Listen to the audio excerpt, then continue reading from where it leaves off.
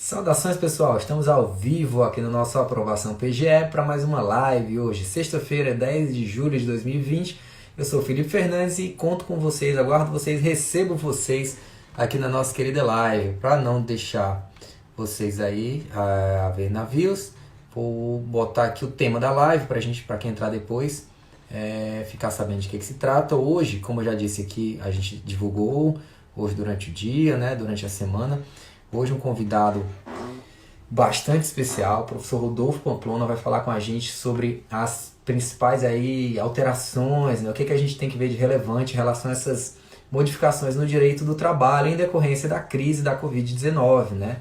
A gente tem uma lei novinha aqui que saiu, conversão da medida provisória 936, então tem bastante coisa para a gente conversar, é uma grande felicidade estar com vocês, né? Toda semana a gente está sempre aqui, às vezes às quartas, às vezes às sextas, fiz uma semana na terça também fiz essa live também, uma live também nessa terça com a Flávia Sgavioli, quem quiser ver também, foi papo legal, bacana, falar um pouquinho aí sobre outras coisas além do direito.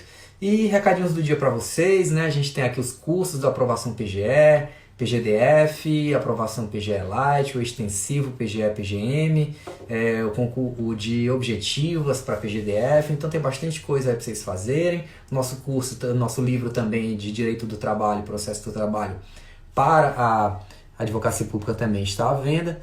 Deixa eu ver aqui, professor Rodolfo já Vamos aqui que está conectando agora com ele. E vão se acomodando aí, tragam suas dúvidas, vão trazendo aí o que vocês tiverem. Professor, boa noite, bem-vindo. Boa noite, é um prazer aqui conversar contigo, aqui no Aprovação PGE. É uma oportunidade muito legal de a gente bater um bom papo. Professor, primeiramente é uma felicidade, eu gostaria de agradecer. Eu sei da agenda atribulada, da maratona de lives do professor.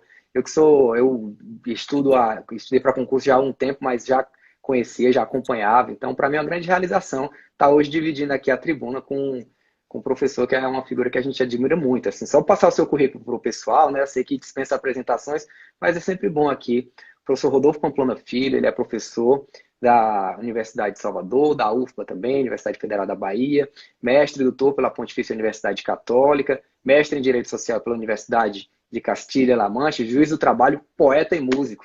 Professor, fique à vontade, se se apresentar para o pessoal, mandar um oi, tiver alguma coisa para divulgar. Tem os seus canais no YouTube, assistiu hoje à tarde, inclusive. Fique à vontade, a casa é sua e é um prazer recebê-lo novamente. O prazer é meu e eu quero dizer a todos e todas que para mim é uma satisfação ter a oportunidade de, através dessas lives, servir a comunidade jurídica como um todo. Desde que começou o isolamento presencial, e aí eu estava aqui isolado, digo, eu estou à disposição de todos e todas, eu não recuso fazer lives, eu apenas tenho que agendar, porque realmente é uma quantidade muito grande. Hoje eu passei de 220 lives, então é muita coisa. No começo eu fazia 5, 6, mas agora nós estamos voltando para as audiências telepresenciais e eu tenho uma obrigação, né, nesse ponto de manter-me sempre zerado, sempre atualizado, né? Hoje, inclusive, fiz um treinamento, abri lá no meu Instagram para todos aqueles que quiserem. Gente, o país todo participou, mostrei como é o sistema que vai atuar aqui no TRT da Quinta Região. Segunda-feira eu vou começar já com as audiências de instrução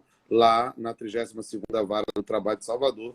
Quero convidar todos e todas que, se eventualmente queiram assistir à audiência, a gente, para entrar em contato comigo, pode mandar via Instagram, eu digo como é que faz você participar, você vai lá para a sala de espera, a gente abre para assistir, porque pode ser uma oportunidade interessante para aprender. Então, eu digo a todos e todas, eu estou realmente à disposição. Eu levo muito a sério essa máxima de Gandhi que eu incorporei para a minha vida.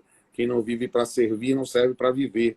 E eu tenho servido através das lives, né? Eu tenho essa característica múltipla, né? Então, eu falo no direito de trabalho, no direito civil, no processo de trabalho, na etologia, na filosofia, na poesia. Eu estou numa fase cinemagal, me chama que eu vou, que aí eu estou seguindo com vocês. E nessa oportunidade, quero dizer, inclusive, que hoje é um dia muito especial na minha vida, né? Hoje eu estou completando meu jubileu de prata, né? São 25 anos ininterruptos como juiz. Eu tomei posse no dia 10 de julho de 1995, e aí que coincidência a gente fazer a nossa live justamente nesse dia.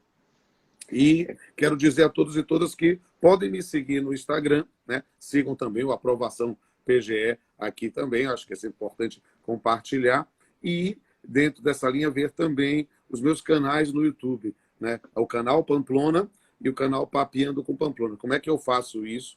Né? Como é que eu digo? Por que 2 canais? Na verdade, assim, o conteúdo exclusivo, por exemplo, a live que eu faço no meu perfil, ou o meu trabalho musical, dicas que eu fiz, conteúdo exclusivo, eu publico lá no canal Pamplona. E todo o conteúdo compartilhado, né? Por exemplo, esta live, vou pedir para a doutora Larissa Leite, que já vi que já entrou aqui, vai fazer o download e a gente coloca lá, mas eu coloco todas as lives que eu fiz em outros perfis, mas também os episódios do meu talk show, lá do Papeando com Pamplona, a parte musical, aulas, né, dicas feitas em outros canais. Então, é uma forma de compartilhar tudo de graça. Meu canal não está monetizado. Para mim é importantíssimo que vocês possam participar, se inscrever lá, ativar as notificações. Só botar inscrever e clicar no sininho, você recebe na hora, automaticamente, tudo que a gente coloca. E eu tenho colocado material segunda a sexta, realmente muito material. Às vezes, no final de semana, a gente consegue colocar mais alguma coisa, mas também tem que garantir o repouso de todo mundo que nos ajuda. Mas a gente tem colocado isso e é uma forma de servir. Para mim, eu ficarei muito feliz se todos e todas puderem participar. E no Instagram sou eu mesmo que respondo, não é assessoria, não. Então, mande uma mensagem box, eu respondo. E vamos bater nosso papo, querido. Você manda, você prefere que eu fale direto, você quer fazer perguntas, quer que eu faça uma visão geral e depois você pergunta? O chefe é você. Jamais, professor, que é isso. Professor sempre muito generoso. E sobre isso do professor, realmente é uma pessoa que serve, tudo, sou testemunho disso, né? Apesar de conhecê-lo, ele não nos conhecia e nos atendeu e está aqui conosco. Então, realmente, sou a testemunha aqui viva, ocular e presente de que, de fato, é um grande ser humano aí que está para ajudar todo mundo. Posso fazer aqui assim, como eu falo sempre aqui, né? Eu toco a bola, quem faz o gol é o convidado. Então, hoje nós temos aqui o nosso, né? Nós temos o Pelé aqui com a gente. Então, assim, posso trazer algumas provocações, mas é o professor que conduz. Então, dentro disso, né, que a gente podia falar, acho que falar um pouco dessas transformações, né, o que está acontecendo com o direito do trabalho. Nesse período agora de pandemia, parece que acelerou um processo, né? Eu vejo os alunos, os concurseiros, os advogados, está todo mundo correndo atrás, parece que está o tempo todo correndo atrás, e a gente dorme, acorda, tem 10 MPs aí, está todo mundo... Como é que o professor vê esse fenômeno, assim, isso que está acontecendo? Olha, eu achei ótima essa pergunta. E essa pergunta, diga assim, é um passe de mestre. Você agora deu uma de Gerson Rivelino, para quem é mais velho do que eu, ou aquelas expressões, quando você tem aquele ponta de lança que é o garçom, que joga a bola para o centroavante fazer o gol. E, sem sombra de dúvida, a sua pergunta é muito importante para isso. Por quê? Porque eu tenho visto, querido, que nesse período da pandemia, nós temos uma mudança da visão da disciplina jurídica das relações de trabalho, seja de direito material, evidentemente, muito por causa das medidas provisórias, seja de direito processual. E isso, na verdade, é uma mudança de paradigma, uma mudança de modelo. Por quê? Porque desde a reforma trabalhista, a Lei 13.467, né, nós estávamos meio escanteados do ponto de vista das relações de trabalho. Né? As pessoas começavam a dizer, olha, um dia de trabalho, não sei se vale a pena investir num após ou num curso, às vezes até no preparatório para o exame da ordem, as pessoas...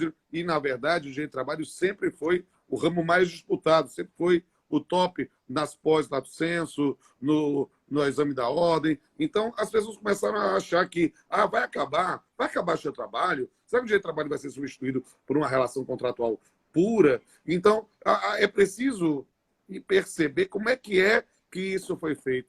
E, de repente, as pessoas começaram a acreditar que o direito de trabalho ia acabar.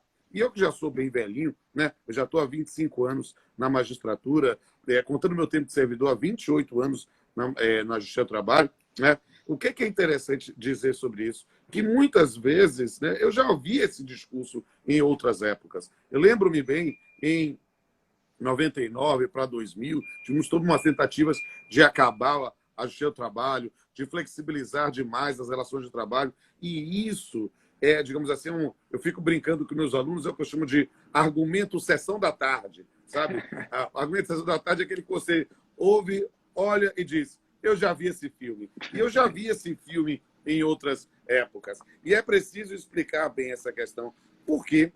Porque tudo mudou, né? Nós estamos, desde a primeira manifestação normativa do direito do trabalho, né, da pandemia, tendo uma retomada, estou usando essa expressão, uma retomada do protagonismo do direito do trabalho. As pessoas estão cada vez mais interessadas, como você colocou muito bem, as pessoas estão cada vez mais ligadas, né? O professor Renato Saraiva, uma vez fez um post de um gatinho que era o advogado trabalhista, olhando para os dois lados até o tempo todo, para querer saber o que estava vindo toda hora. Se você fechasse os olhos, vinha o MP. E realmente nós tivemos aí uma quantidade enorme de manifestações. E é isso que eu quero explicar para todos os senhores e senhoras. A primeira manifestação normativa, como eu estava falando, foi a Lei 13.979, né, a chamada Lei da Pandemia, que foi modificada recentemente aqui, anteontem, e a gente vai explicar esse detalhe, né? Essa lei, no seu artigo 5º, ela trouxe uma previsão de que a ausência para em função de contágio, não somente de contágio, mas de isolamento, de quarentena, às vezes nem contagiar, mas se teve contato com alguém, essa ausência no serviço público ou privado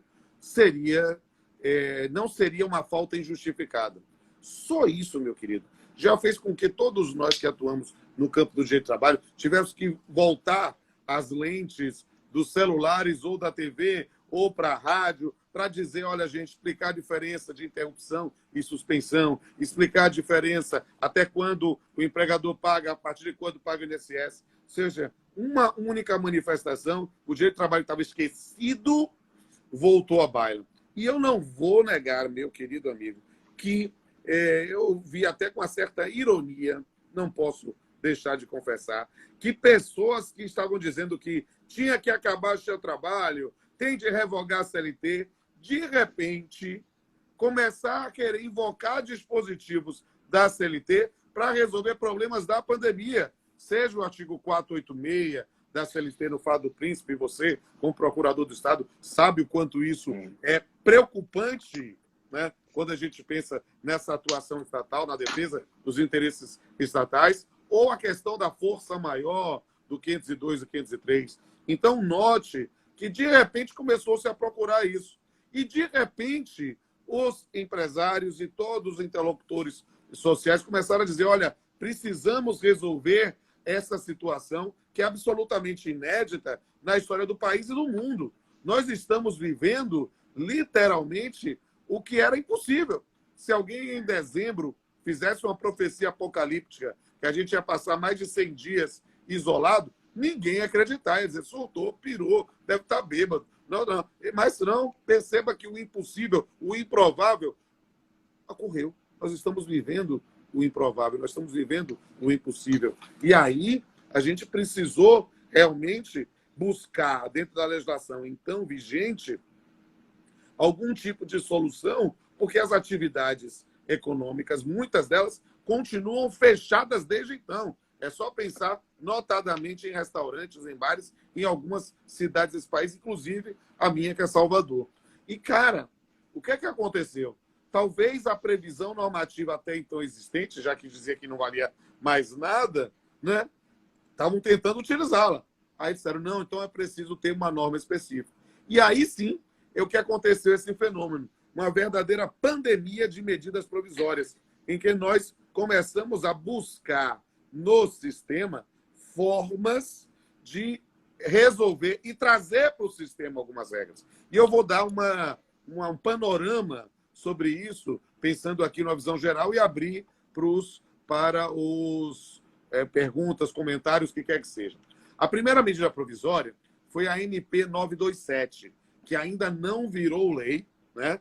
A votação seria ontem e foi adiada por aspectos técnicos, mas também políticos, né? E a MP 927, ela trazia diversos dispositivos que tinham uma determinada linha de seu sentido e alcance, que era a ideia de preservação de postos de trabalho, mas de emprego e renda.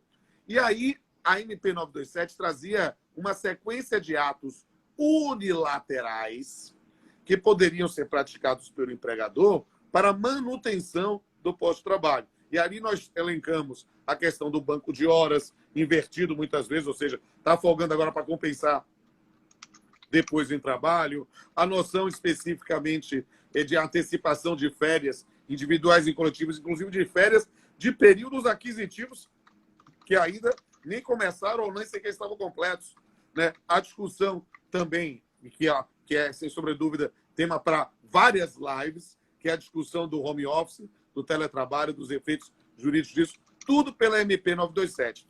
Só que essa MP 927 tinha um dispositivo, que estava no artigo 18, que era um dispositivo, digamos assim, uma nota desafinada dentro dessa harmonia, que era o quê? A possibilidade de uma suspensão do contrato de trabalho pela via individual por até 4 meses, sem nenhum tipo de remuneração.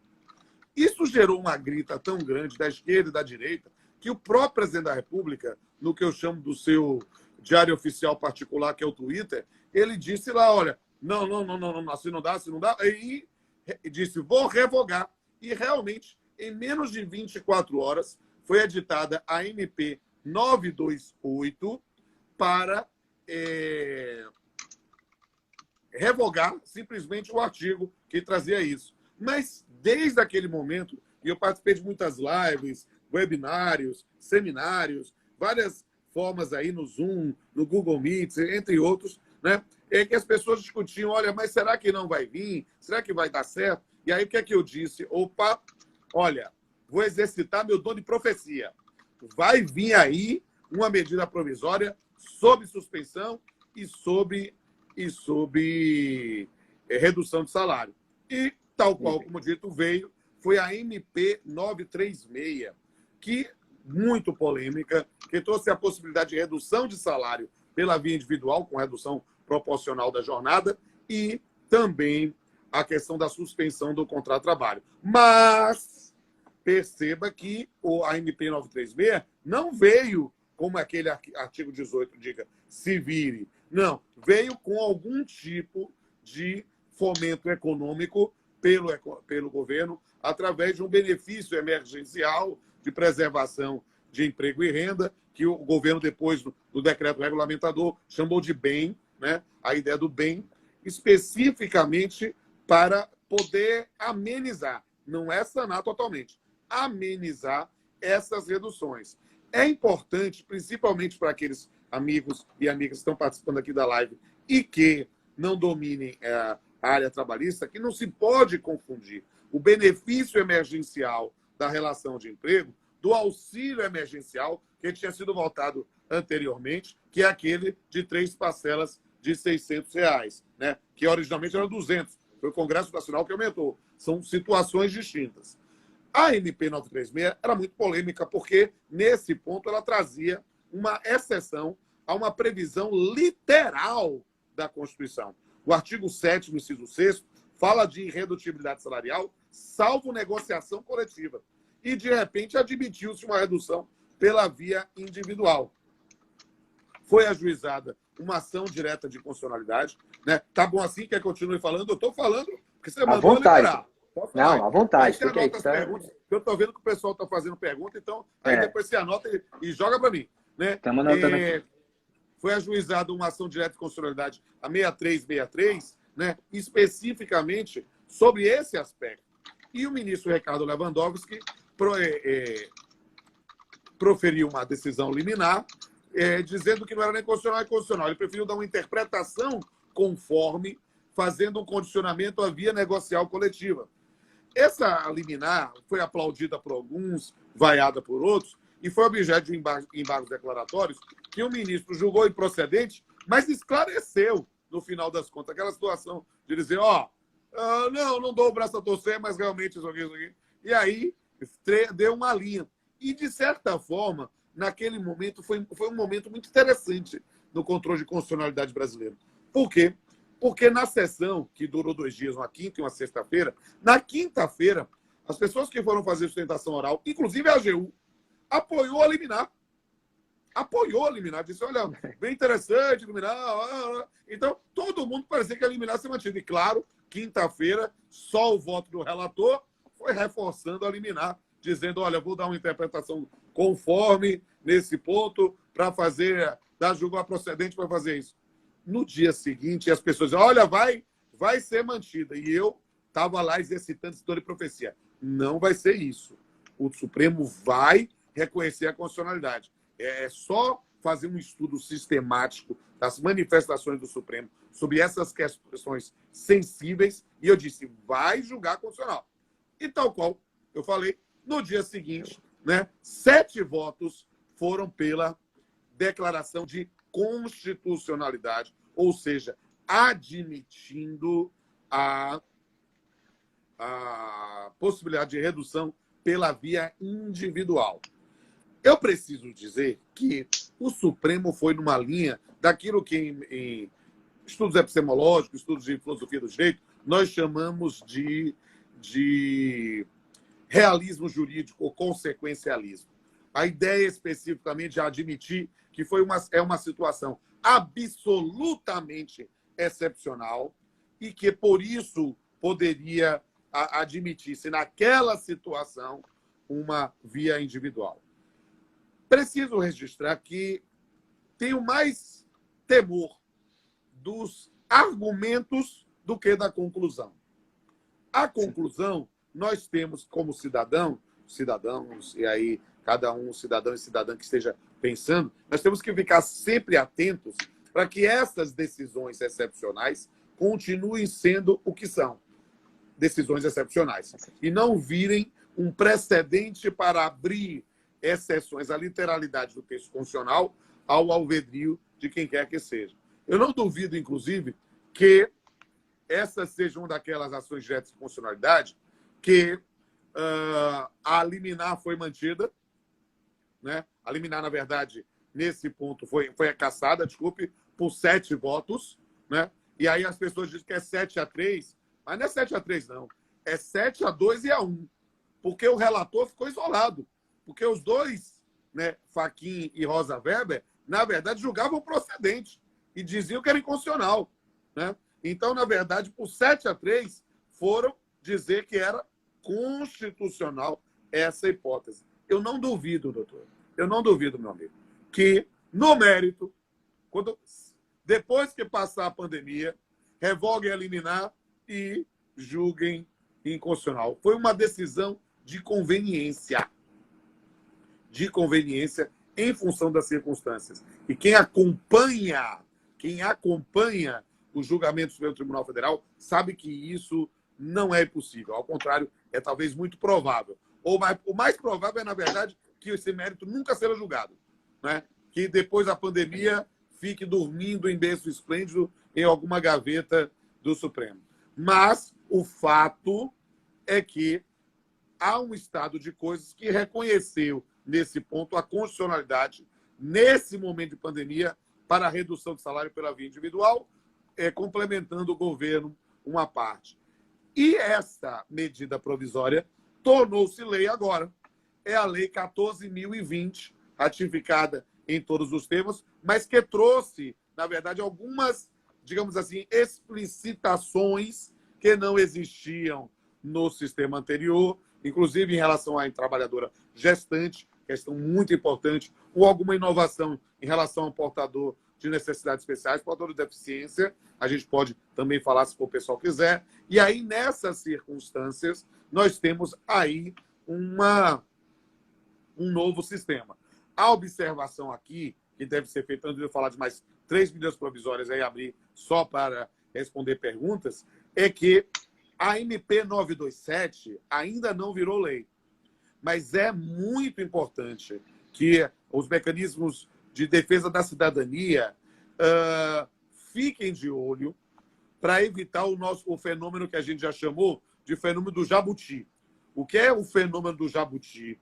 É aquela situação, como é que o jabuti está em cima do muro? Como é que o jabuti está em cima da árvore? Ninguém sabe, mas ele está lá. É um fenômeno que ocorre. Porque o que acontece? No Congresso Nacional, e essa é uma prática que eu tenho que dizer que é lamentável, estão tentando abreviar o processo legislativo, inserindo determinadas regras de outras matérias no meio de medidas provisórias convertidas em lei.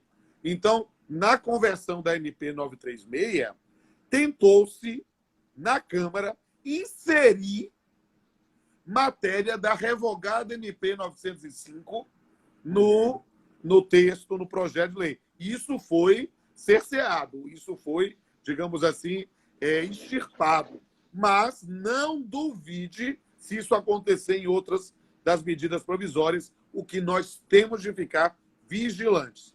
Só para não dizer que não falei de flores, eu quero falar de duas outras medidas provisórias e de uma lei. Mas também falar também de mais uma manifestação do Supremo Tribunal Federal. Né? As três medidas provisórias que eu quero mencionar são na sequência. A 944, 945 e 946. São medidas muito importantes, não para o contrato de trabalho, mas para a disciplina jurídica ampla das relações de trabalho, pensando em quê? A MP 944, pensando principalmente nas empresas. Né? Por quê? Porque ela estabelece ali uma linha de crédito a juros convidativos para podermos ter ali um tipo, a manutenção do pagamento da folha de pagamento, mas sempre com base na noção de boa-fé, não pode ter o menor desvio de finalidade. Se houver a utilização de qualquer dessa verba para outra finalidade que não pagamento de folha, antecipa todo o vencimento e essa é uma situação que precisa ser dita. A MP 945 está do trabalhador portuário, né? O trabalhador avulso, que não tem um empregador, tem um intermediado pelo órgão gestor de mão de obra. E nesse ponto, trazendo ali também algum tipo de benefício emergencial para ele. E a 946 que revoga extingue o antigo fundo do PIS/PASEP, que existia de 72 a 88, mas era um dinheiro que estava lá e que poderia aportar para o FGTS, que precisa ser recomposto nessa fase. Essa é a parte especificamente das medidas provisórias. Quero falar só mais duas coisinhas e aí vira show do milhão. Pode perguntar o que quiser, direito material e processual. A primeira questão, fiz uma live hoje, inclusive, que já está disponível no meu canal sobre isso, que é a questão da responsabilidade civil, especificamente sobre a Covid, no campo das relações de trabalho. Por quê? Porque o Supremo Tribunal Federal retirou a eficácia do artigo 29 da MP 927, que blindava, digamos assim, a relação de emprego, né, ou a atividade empresarial, para dizer que a Covid não era doença do trabalho, não era acidente do trabalho. O Supremo, com base nas suas decisões de 2019, admitindo a possibilidade de uma responsabilidade civil objetiva nas relações de trabalho, afastou essa eficácia para admitir, né, para retornar ao status quo antes. Cara, eu nunca recebi tanta distorção, é quase nessas manias, essas pandemias de fake news que a gente recebe, dizendo, olha, gente, o Supremo disse que Covid é acidente de trabalho. O Supremo nunca disse isso. O Supremo admite nessas hipóteses que possa ocorrer, e é só a gente pensar nos chamados heróis dessa luta, os médicos, os enfermeiros que estão enfrentando diretamente a Covid, e aí podem desenvolver uma doença no trabalho, trazendo aí uma presunção, né? É uma ideia de uma responsabilidade civil objetiva com base nesse parágrafo 927. E só para arrematar, falei muito, né? A Lei 14.023, que fez modificações na Lei 13.979, especificamente que podem ser, inclusive, um critério norteador para as atividades essenciais, para admitir, nesse ponto, talvez a aplicação da responsabilidade civil objetiva. Mas eu já estou falando aqui sem parar, há meia hora, já falei demais. Agora, quero te ouvir e responder o que os nossos amigos e amigas quiserem. Estou à sua disposição, amigo. Não, professor, muito obrigado. Essa exposição, inclusive, aqui, a live vai ficar gravada. Então, o pessoal estava com muita dificuldade aí com as MPs. Tá aí um histórico, está aí nas principais MPs, falou da 927, 928, 936, 944, 945, 946. Então, o pessoal que está com dificuldade aí, volta na live do professor Rodolfo, olha lá, revisa que está tudo bonitinho. Mas aí, agora, nesse momento, né, acho que trazendo até um pouco mais de segurança para a gente que está angustiado, Foi pelo menos ver uma lei agora, né? Uma das MPs, a 936, foi convertida em lei, a Lei 14.020 de 2020, né? Trata, a 936, como o professor falou, trata da suspensão e da suspensão do contrato, da redução de jornada e salário. O que muda em relação a essa? Diz que pode prorrogar, mas pode prorrogar, tem que respeitar o prazo. Como é que funciona, professor? Olha, o que aconteceu? Nós temos, na verdade, a conversão da medida provisória em lei, e isso já é um aprendizado, digamos assim, do nosso Congresso Nacional, né? Ela traz regras de direito intertemporal. E aí, dentro dessa linha, a gente precisa explicar para as pessoas. Quem já aplicou a MP 936, numa hipótese de suspensão, e que vem a vencer agora, depois de 6 de julho, que é especificamente a data de vigência da Lei 14.020, aí você já aplicou a primeira, você pode fazer prorrogação, só pode fazer prorrogação dentro do limite da MP 936. Agora, você ainda não fez nenhuma suspensão, você agora pode fazer não com as regras anteriores, com as regras novas. E isso, na verdade, explicita, por exemplo, talvez um dos temas mais interessantes em relação à gestante. Por quê?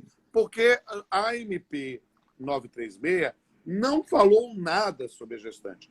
E aí a gente defendeu, pode ser aplicável nessa circunstância, acho que é possível, é o campo de negociação. No decreto regulamentador, trouxe que poderia fazer a suspensão, mas quando ela tirasse a licença maternidade, receberia integralmente, pensando aí na proteção do nascituro e do bebê. Ótimo, proteção à maternidade. Só que agora, com a MP 936, houve um acréscimo. Que acréscimo foi esse? Não somente a possibilidade da suspensão, mas com o pagamento integral, como já estava no decreto, mas também a estabilidade. Porque a MP 936 traz uma modalidade de garantia de emprego.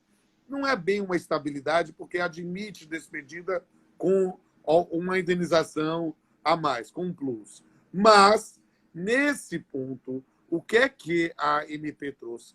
Disse que é aplicável para a gestante. Só que, nessa circunstância, a gestante vai tirar a sua licença maternidade, vai ter a estabilidade, que é até 5 meses após o parto. A licença maternidade é de 120 dias. Eventualmente, a gente pode pensar na prorrogação, é muito comum no serviço público, na ideia da empresa cidadã, né, para chegar a um prazo maior. Né? Mas, nesse ponto, o que se teve?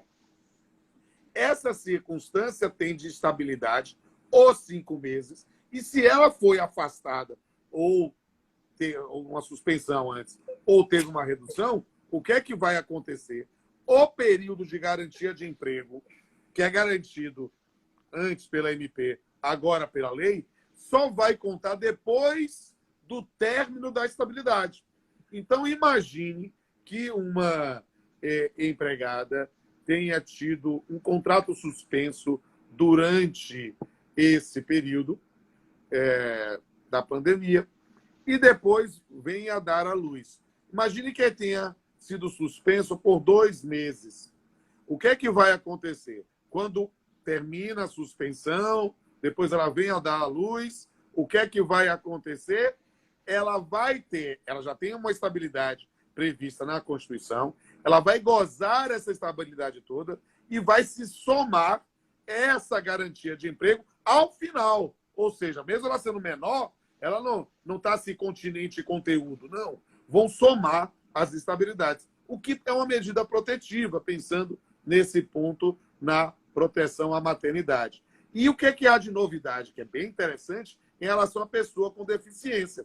Por quê? Porque nesse período de pandemia, agora a MP 936 trouxe, é uma inovação, não estava nem na MP, nem no decreto, está na lei agora, nós temos uma garantia de emprego do portador com deficiência, portador de deficiência, porque é justamente a pessoa com deficiência nesse ponto, tem uma vulnerabilidade maior.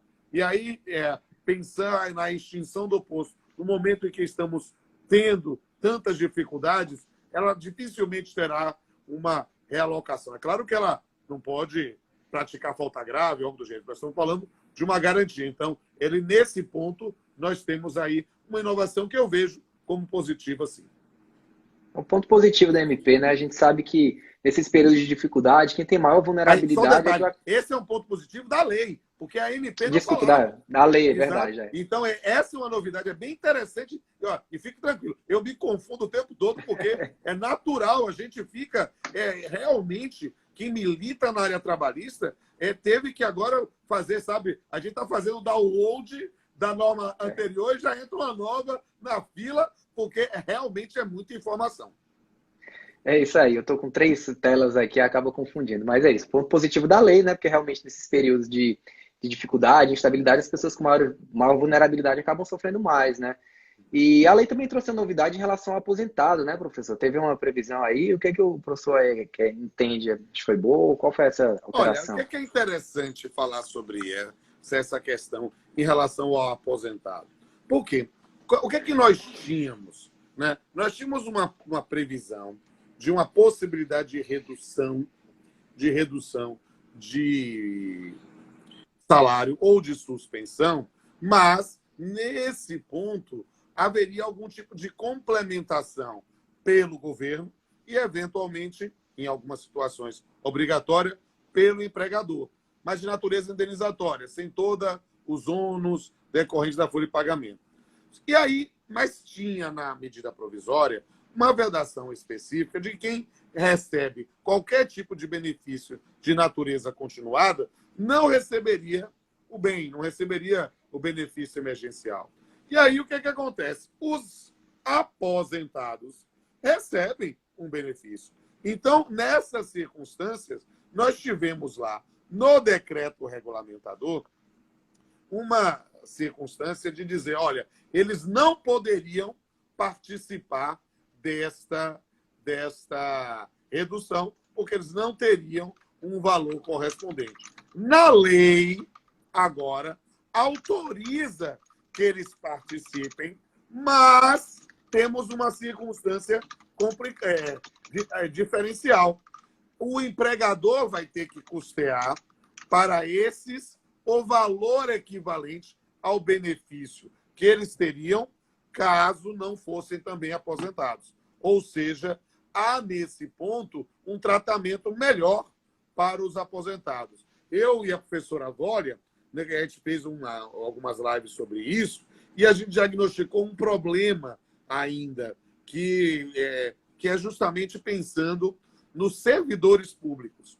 E eu penso aqui, esse é um problema sério, principalmente no magistério, né, de ensino fundamental, de ensino médio. É extremamente comum que professores ensinem, por exemplo, num colégio público de ensino fundamental ou de ensino médio e também numa escola particular. Aí o que é que acontece? Ele recebe, como servidor público, um benefício, que é seus próprios subsídios. Imagine você, meu amigo, que é procurador do Estado e pode ser professor de uma instituição privada. Sua instituição privada vê que não tem mais condições de continuar nesse momento e vai fazer uma suspensão. Você adere à suspensão, você pode aderir à suspensão? Pode, mas não recebe nada. Por quê? Porque a lei não vai, ou seja, você vai depender especificamente de que o empregador assuma algum ônus em função, ainda que de natureza indenizatória, em função desta suspensão. E isso pensando notadamente em professores, essa classe tão massacrada, né? E quando a gente pensa, o cara ensina na 5ª série, 6ª série, no antigo ginásio de uma instituição pública e na instituição privada. Se suspende o salário da instituição privada, ele vai ficar só com o do público, que às vezes atrasa, às vezes é complicado nisso. Então, acho que era um ponto que mereceria uma especificação. A gente vai ter, fatalmente, nos próximos dias, um novo decreto regulamentador dessa lei, e nesse ponto talvez possa suprir, não é o ideal, mas talvez suprir essa lacuna que vai deixar muita gente aí em uma situação bastante prejudicial. É verdade, é porque tem que fazer essa ponderação, né? Porque às vezes tirar o todo pela parte, eventualmente tem servidores públicos que eu acho que o salário de uma universidade, de uma instituição privada não faria tanta falta, mas tem aqueles professores, como o professor falou, que Isso. a grande parte do Para falar, eu salário. tenho lugar de fala sobre isso. Eu sou magistrado, sou professor da Universidade Federal, mas sou professor de uma universidade privada. E minha universidade privada está suspendendo os contratos a partir. E aí aquela situação. Você adere, não adere? Quem não aderir, ninguém é obrigado a aderir. Mas fica naquela circunstância, ó, não vestiu a camisa, aquela coisa, aquele discurso, pode, mais dia ou menos dia. Garante-se uma estabilidade, que é uma estabilidade só limitada especificamente a esse período, pensando que é semestral, retorno das aulas em agosto, ela acaba sendo meio pouco útil, quase inócua, porque se você assume a matéria, né, você, em tese, tende a ficar até o final do semestre. E aí, nessa circunstância, eu vou suspender o meu contrato agora nessa parte aí de final de julho até agosto, vou ficar um mês sem fazer nada. Então, eu não vivo do meu salário na instituição privada. Ensino porque gosto, mas eu fico imaginando os trabalhadores, né, notadamente os professores de ensino médio e fundamental, que vivem em função desse salário, né, e vão ficar a ver navios. Exatamente, foi essa situação que eu pensei também, professor, que existem aí situações e situações, né? Nem todas, às vezes, se enquadram na mesma moldura. É interessante a gente pensar.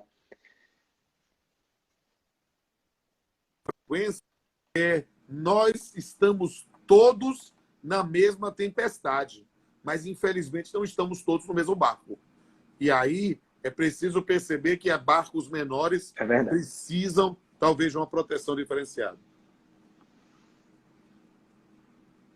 Exatamente. Essa para mim, a grande beleza do direito do trabalho, né? Às vezes é tornar essas relações menos predatórias, né? Que a gente sabe que... Eu sou um fã do direito do trabalho, sabe?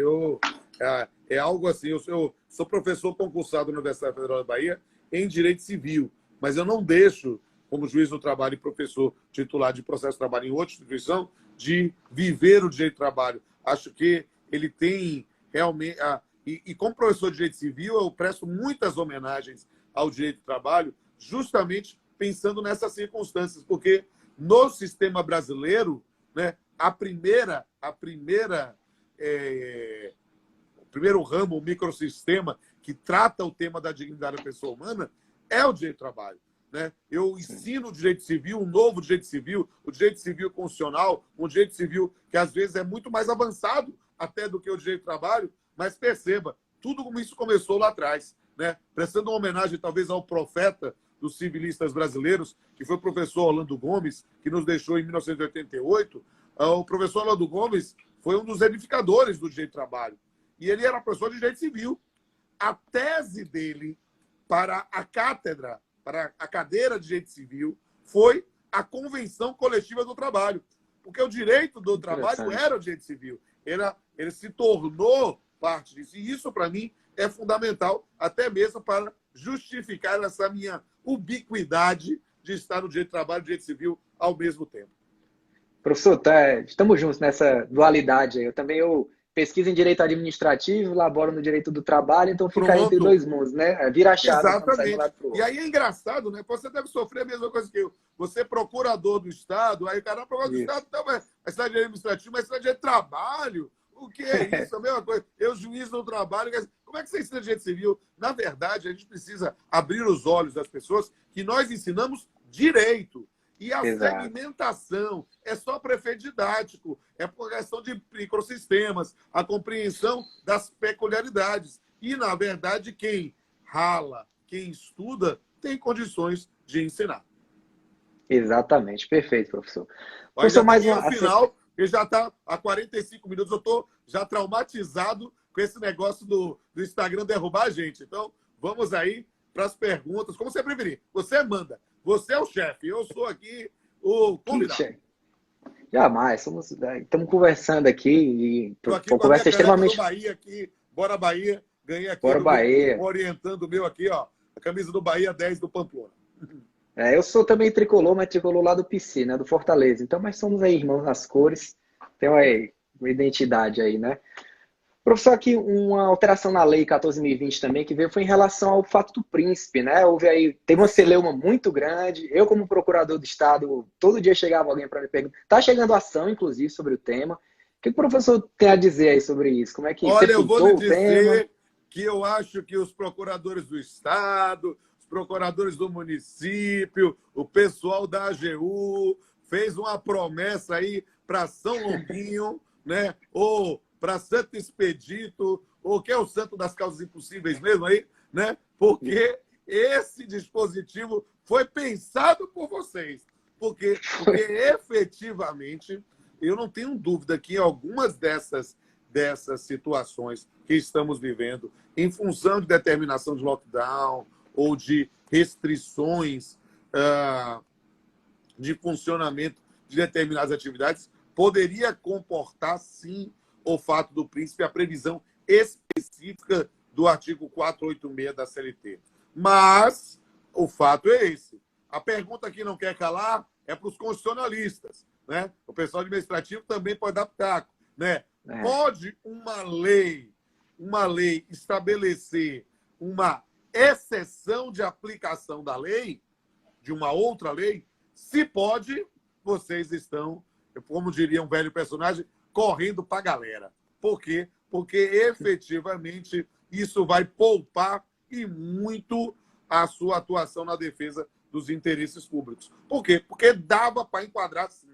Não digo nessa noção fórmula mágica que as pessoas querem dizer, não, é fato do príncipe resolveu, não. Porque, inclusive, eu vou lhe dizer que, aí falando, o senhor é procurador do Estado em São Paulo, né? Então, em São Paulo, aí quer dizer, você está na maior cidade do país.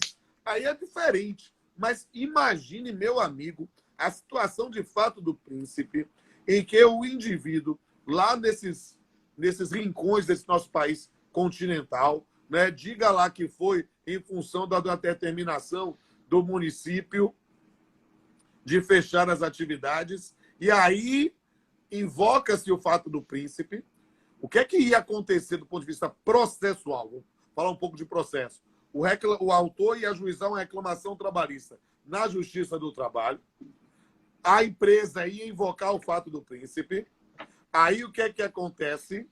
Ia ser chamado, no caso, o município, que ia se defender. E aí o que é que acontece? Ia ter garantido contraditório, produção de prova, e o juiz ia reconhecer ou não. Se o juiz reconhecesse o fato do príncipe, depois de toda a via crucis do sistema recursal, transitou em julgado, remessa de ofício, todas essas coisas dependendo do valor da condenação, aí o que é que acontece? Transitou em julgado e arremeter para a justiça comum para lá dar início aos atos de execução. Perceba que a depender,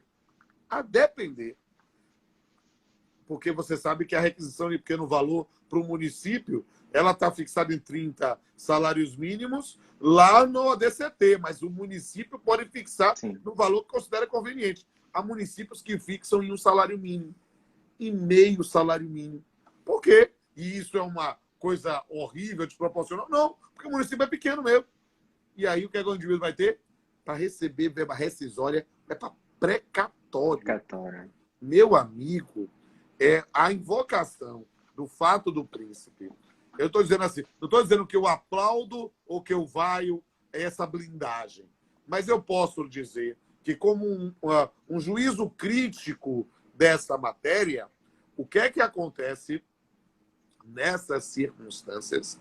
Nós temos aí uma situação que é menos cruel com o trabalhador, né? Que está perdendo o posto de trabalho, que precisa de dinheiro nesse ponto para subsistir e que, no final das contas, ia entrar na fila do precatório. É verdade. E aquela coisa, né? Às vezes a a meu ver, né, a hiperjudicialização de um tema, às vezes é como se fosse uma febre no corpo, né? Tem algum problema e aquilo ali ele está demonstrando que existe um problema, mas não é exatamente o problema, né? O problema está lá atrás. A gente tem muito, eu dizia que essa é a nova terceirização para a gente, né? Porque lá a gente tem tanto problema com terceirização, né? É um tema na administração pública que hoje tem setores específicos só para cuidar de terceirização. Fato do Prince pode ser que com essa norma barre um pouco, né? Mas era um tema que estava bem em voga aí, que eu acho. E que, como o professor falou, pode ser que para o trabalhador ele vai receber daqui a anos, via precatório, né? A efetividade no verbo alimentar aí, eu acho que acabaria se perdendo um pouco no trâmite, né? É verdade. Eu não tenho dúvida que talvez, se fosse para pensar, olha, vou aqui num campo aqui da Delege Ferinda, não Delege Lata, que depois que passar a pandemia, né, eu adoraria poder assessorar informalmente, sem ganhar nenhum tostão, né, o Congresso Nacional, algum deputado, para tentar aperfeiçoar o 486.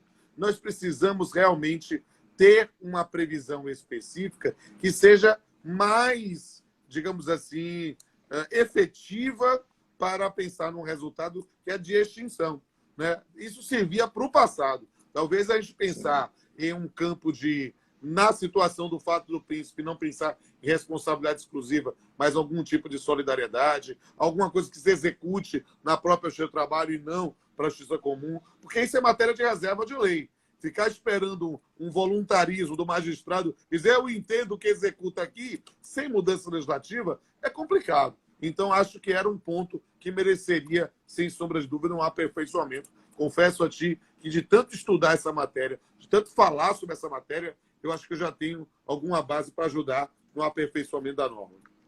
Com certeza, professor. Tem que dividir aí, porque realmente ajuda, né? A gente, às vezes, quem está de fora, digo, na questão de realizar as leis, vê melhor do que quem está dentro, né? Às vezes a gente... Exatamente. E dessa forma. Professor, aqui mais uma dúvida em relação ao aviso prévio, né? A nova lei e o aviso prévio. Mudou também alguma coisa? O que o na verdade, eu trouxe uma previsão específica do aviso prévio, mas eu vou falar assim com liberdade. Quem fez esse dispositivo não sabia muito de trabalho, não, entende? Botou lá para falar o óbvio, né? Que depois de concedido o aviso prévio, as partes podem, de comum acordo, considerá-lo superado e fazer isso. Sempre se pôde, desde que teve o aviso prévio. E que é interessante como o direito do trabalho ele tem essa característica ampla. Eu costumo dizer que é um fenômeno quase autopoético. Ele aproveita. O aviso prévio, não sei se você já estudou a fundo sobre isso. O aviso prévio não é originalmente trabalhista. O aviso prévio começou, na verdade, no Código Comercial de 1850. Entende? É um instituto originalmente de direito empresarial. E que o seu trabalho incorpora, a legislação trabalhista incorporou na CLT, e as pessoas começam a achar que aviso prévio é coisa só do direito do trabalho. Não, é algo amplo, que é uma comunicação. E sendo uma comunicação que vai ter a extinção, o indivíduo já tem ali uma declaração receptícia de vontade, mas que pode, por comum acordo, ser superado e fazer. Então, já podia. O dispositivo nesse ponto digamos assim, um momento em que alguém quis falar alguma coisa bem intencionada e esqueceu que estava falando o óbvio. É aquele adendo no final da aula, né? Todo mundo querendo sair para jantar e o cara vai repetir o que o professor acabou de dizer. Olha, né? Exatamente. Eu não daria uma metáfora melhor. Tá certo. Professor, agora uma aqui da audiência, veio aqui das dúvidas. Infelizmente, acabei não pegando o nome de quem perguntou. Achei interessante essa pergunta. Ele perguntou aqui, o colega, o empregado que se recusa a fazer o exame de Covid, ele pode ser demitido por justa causa? Como é que está isso? Está no Essa é uma jusvariante questão que é complexa, não é mesmo? Por quê? É. Porque, olha, a gente tem, até no campo do direito civil e depois incorporado no Código Civil, essa questão de que o indivíduo tem, nessa circunstância, o direito de não submeter a exames que sejam invasivos. Então, o indivíduo tem o direito de não querer submeter.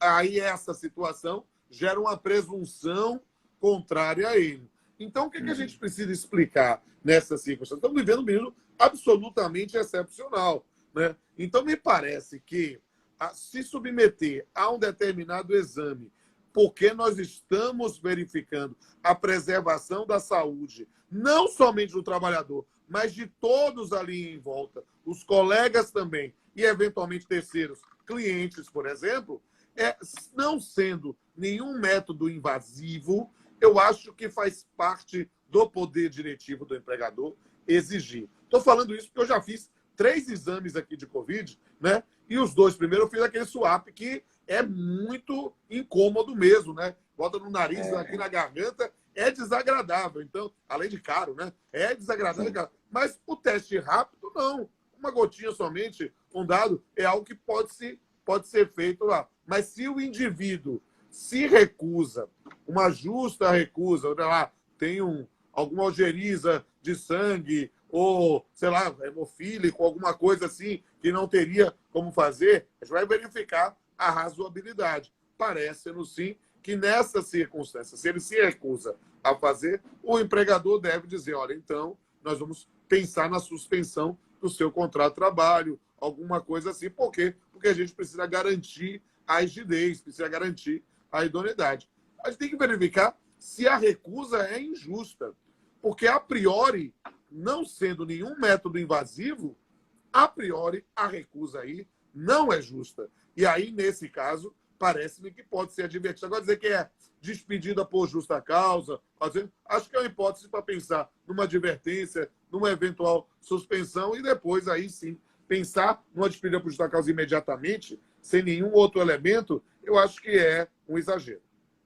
Beleza. Quem fez a pergunta aqui, só que por exemplo, da moça lá que todo mundo viu, todo mundo comentou, até fiz poema, da moça lá do cidadão não, engenheiro civil formado. Perceba. Melhor que você. Informaram, todo mundo informou, né? A gente teve acesso que ela foi despedida. Ora, ela pode ser despedida? Pode.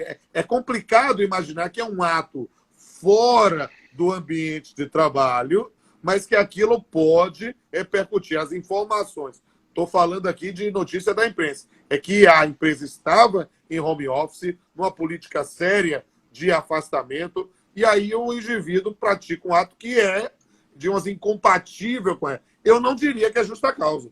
Ela pode despedir sem justa causa. Essa é uma circunstância que é complicada, porque as pessoas ficaram com raiva, né? Porque foi um momento de arrogância, um momento, se pode ser isolado ou não, não há de discutir. Só analisa os fatos. E é uma circunstância. A empresa pode despedir? Pode, mas aparentemente não é por justa causa.